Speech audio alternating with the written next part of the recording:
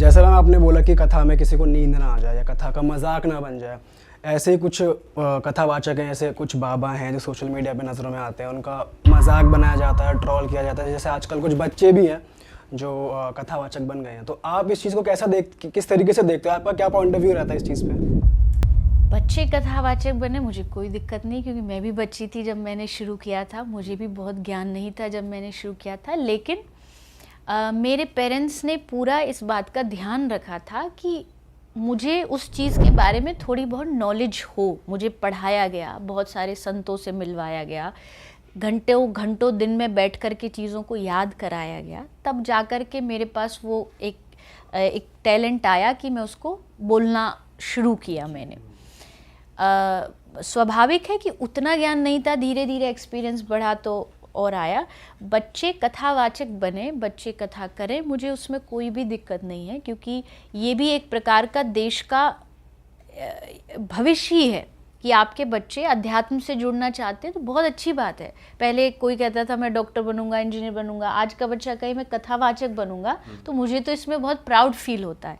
लेकिन उसकी गाइडेंस सही होनी चाहिए, उसका तरीका सही होना चाहिए, क्योंकि अगर आज तो बच्चा है, मजाक मजाक में आपने उससे शुरू करा दिया, लेकिन उसको इसकी सीरियसनेस नहीं पता, आगे चल कर के वो इसको जैसा मैंने कहा मजाक बना ले, मनोरंजन बना ले, तो उससे फिर उंगली उठती है पूरे धर्म पर, पूरी कथा लाइन पर। और कहते हैं ना, एक व्यक्ति गलत होता है तो बस सब, फिर तो सबकी लाइन लग जाती है, फिर तो एकदम सबकी कमियां ढूंढती है, फिर ऑडियंस सबकी कमियां ढूंढती है, तो वो सब पे उंगली उठाना एक बहुत बड़ी जिम्मेदारी हो जाती है। और रही बात कॉमेडी की, तो ऑब्वियसली कथा कॉमेडी के लिए तो नहीं है, कथा जीवन को बदलने के लिए है। कथा में आप ठीक है, कथा सब इमोशंस आते हैं, हम भी हंसाते हैं, बहुत सारी बातें आती हैं जिसमें हम हंसते हैं, हम रोते हैं, हम नचवाते हैं कि नाचो, अपने इमोशंस को बाहर एक्सप्रेस करो, बट उसका मतलब ये नहीं है कि वो केवल एक कॉमेडी का जरिया बन जाए। उसके लिए तो अच्छे अच्छे इतने सारे प्लेटफॉर्म हैं। सही बात। आपका कॉन्टेक्स्ट और आपका बताने का तरीका अलग होता होगा, मतलब ऐसा नहीं है जैसे हम लोग अभी सुनने को मिल जाता है, कुछ कथावाचक कहते हैं 70 में क्या जोड़े 17 हो जाए, इस तरीके से बात करते हैं तो वो चीज़ ऑडियंस ट्रोल में ही उनको ट्रोल ही करेगी, फिर ये चीज़ तो थोड़ी गलत हो जाती है। जी नहीं, बात बस यही है ना कि वो मंच बहुत गंभीरता का मंच है, बहुत सीरियस मंच है, तो सीरियस मंच पर बातें वही हों तो ज़्यादा बेहतर है। उसको मतलब मजाक में ना लिया जाए, ना ऑडियंस और ना जो वहाँ बैठे वो लोग। ऑडियंस के ऊपर ये मैम कोई कह रहा है कि मेरे चरणों में आपका कोटि कोटि प्रणाम, तो ये भी एक अलग ही जनता है जो आ रही है वहाँ पे, ये भी एक तरीके से ये कैसे इम्पैक्ट करती है? ये भी करती है, लेकिन देखो, अगर मेरे पास कोई व्यक्ति आता है या गलत बोलेगा या कुछ गलत सोचेगा, तो मेरा कर्तव्य है मैं उसे समझाऊं, मेरी जिम्मेदारी बनती है कि नहीं आप इस चीज़ को गलत कर रहे हो, ये ऐसे नहीं है। खैर, मुझे उस विषय में ज़्यादा कुछ जाना नहीं, पर इतना ज़रूर कहना है कि ये मंच की गंभीरता नहीं टूटनी चाहिए। कोई भी हो, मैं भी हूँ, हमसे भी गलतियाँ होती है, ऐसा नहीं है।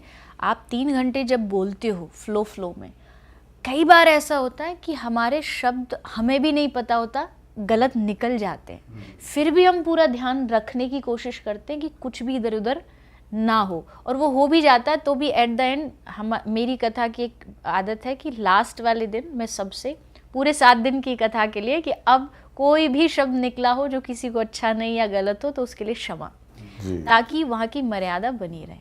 मैम, सब लोग अपना काम कर रहे हैं, आप भी अपना काम कर रहे हो, आप भी इतने टाइम मेहनत कर रहे हो, लेकिन जो स्पिरिचुअल लाइन में होते हैं ना लोग ऐसा पता नहीं क्यों पर्सपेक्टिव बना लेते हैं कि ये लोगों को मोह माया से दूर कर रहे हैं, अगर ये कोई फीस चार्ज कर रहे हैं तो ये तो गलत है, इनको नहीं करनी चाहिए, या इनको गाड़ियों में नहीं घूमना चाहिए, या इनको बिल्कुल ही ऐसे जीना चाहिए। ऐसा लोग मानते हैं कि भाई ये तो सबको सिखा रहे हैं, मोह माया मत करो, खुद इतने इतने खर्चे कर रहे हैं। तो आपका इस पे क्या टेक है? जब आप कोई भी कथा करते हो या किसी भी तरह की फ़ीस चार्ज करते हो, तो उस पे उसको लेके जब लोग क्वेश्चन करते हैं तो आपका क्या टेक है? जैसे आपकी एक फ़ोटो को लेकर भी बहुत इशू बन गया था, बहुत सारे स्पिरिचुअल लाइन में जो लोग हैं सब पे ये क्वेश्चन आता है कि यार ये बाबा जी हैं, ये गाड़ी में क्यों चल रहे हैं, या ये हैं, ये यहाँ खर्चा क्यों कर रहे हैं। तो आप कैसे लेते हो इस चीज़ को? मुझे लगता है कभी कभी ना किसी किसी चीज़ का ट्रेंड आता है। अभी वो ट्रेंड चल रहा है कि बस ये जो कथावाचक या जो ये स्पिरिचुअल लाइन वाले, इनको पकड़ा जाए, टारगेट बनाया जाए। टारगेट इन द सेंस किसी को कोई दुश्मनी नहीं है किसी से। हम एक ऐसे देश में जीते हैं जहाँ सबको अधिकार है क्वेश्चन करने का। लेकिन मुझे ऐसा, मैंने कई बार ये बोला भी है और मैं हमेशा बोलूँगी, पहली बात तो कोई भी संत जब आपसे, कोई भी कथावाचक जब ये बात बोलता, मोह माया, ये एक लाइन पकड़ रखी है, मोह माया से दूर, मोह माया से दूर, उसके कहने का मतलब ये नहीं होता, उन्होंने कभी ये नहीं कहा कि तुम घर छोड़ के चले जाओ, तुम नौकरी मत करो। वो भी जिस माइक पे प्रवचन दे रहे, वो भी पैसा से आया, वो जानते हैं। इसके लिए भी एक माइक वाला बैठा है, कथा खत्म होती बोलेगा बाबा पैसा दो। सही बात है। जिस पे तुम प्रवचन कर रहे थे वो 7 दिन का रेंट है, जिस टेंट के नीचे तुम बैठो उसका पैसा लाओ हमें, जिस व्यासपीठ पे गद्दे पे तुम बैठो गद्दा भी रेंट का है। तो वो कहाँ से दोगे आप? वो तो आप कहीं ना कहीं, आप जो कथा करा रहा है, जिसकी इच्छा है कि मेरे शहर में कथा हो, आप उसी से लोगे कि भैया ये लोग हैं। अगर आपके साथ म्यूजिशियंस जा रहे हैं, उनका भी परिवार है, हमारा भी परिवार है, क्योंकि हम 24 घंटे इसी में ही लगे हुए हैं। ऐसा भी नहीं है कि चलो ये हमारा पार्ट टाइम जॉब है, एक वहाँ कर लेते, वहाँ से अपना जीवन चला लेंगे, जीविका, और ये सिर्फ हम अपने उसके लिए कर लेंगे। तो इसको मानने में मुझे कोई शर्म नहीं है कि हमारा जीवन इसी से चलता है, हमारे जीवन के खर्चे इसी से चलते हैं। बात रही अगर कोई व्यक्ति फीस ले भी रहा है, वो उसको कहाँ यूज़ कर रहा है, ये सबसे महत्वपूर्ण चीज़ होती है कि आप उसका उपयोग कहाँ कर रहे हो। अगर मुझसे मेरी इंडिविजुअली कोई पूछे तो मैं जिस अस्पताल को चलाती हूँ उसके महीने का खर्च 30 से 35 लाख रुपया है। मतलब 35 लाख रुपया एट एनी कॉस्ट मुझे महीने का लाना ही लाना है, जिससे गौ माताओं का इलाज हो सके, अस्पताल चल सके। वो मैं कहाँ से लाऊंगी? कोई मेरी फैक्ट्री तो है नहीं। तो मेरा क्या है, कथा में जाओ, जो अपनी कभी मांगा नहीं है किसी से भी कि आपको इतना दोगे तभी हम, आपकी इच्छा आप दीजिए। माइक पे हम बोलते हैं कि ये हमारी सेवाएं चल रही है, आप जो देना चाहे वो दे दीजिए।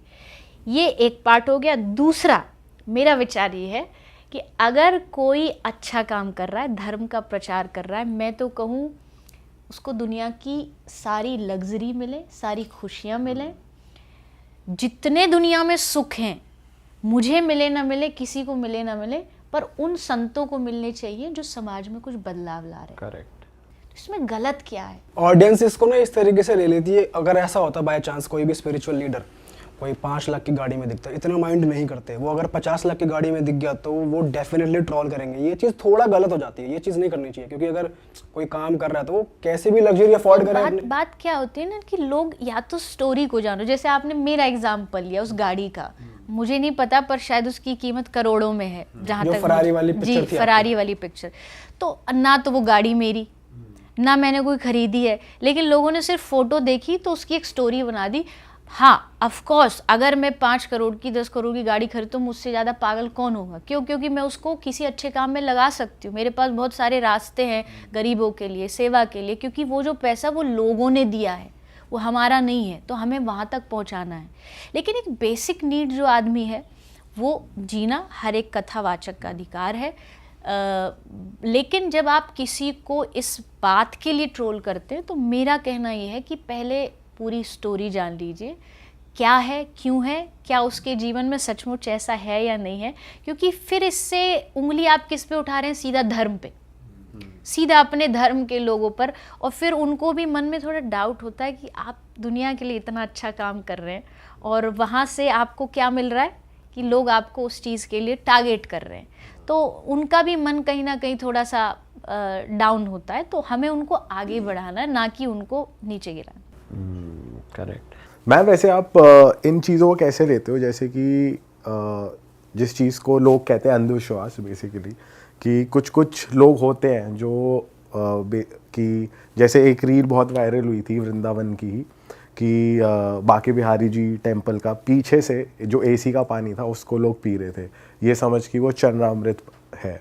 और एक दो ऐसी भी रील्स देखी हैं कि कुछ फ्लाईओवर्स छुए एक बंदे ने, तो लोग छू रहे ऐसे, देखा देखी में सब पीछे वाले वही चीज। तो देखा देखी में भी करते लोग, और ये ऐसा अंधविश्वास भी है। तो आप लोगों को ये कैसे समझाओगे कि भाई इससे कैसे बचना चाहिए या कैसे रहना चाहिए? मुझे लगता पागलपन है अगर आप बस ऐसे ही आंख बंद करके भागे जा रहे हो और आपको किसी चीज़ का तथ्य लॉजिक ही नहीं पता और बस वो कर रहा है इसलिए मैं कर रहा हूँ, तो ये तो बहुत ही गलत है।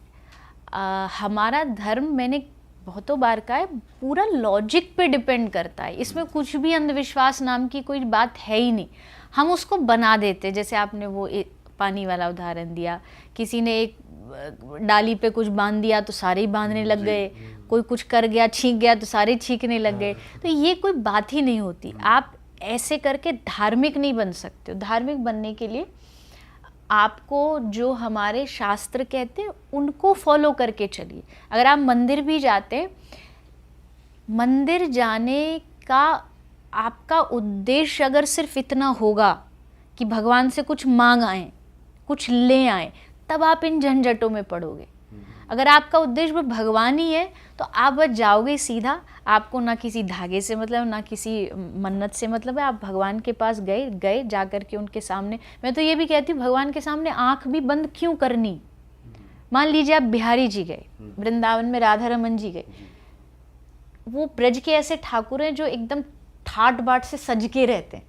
राधा रमन जी को देखो आप, हर रोज नई ड्रेस, नया श्रृंगार, इतना सुंदर श्रृंगार, किस लिए?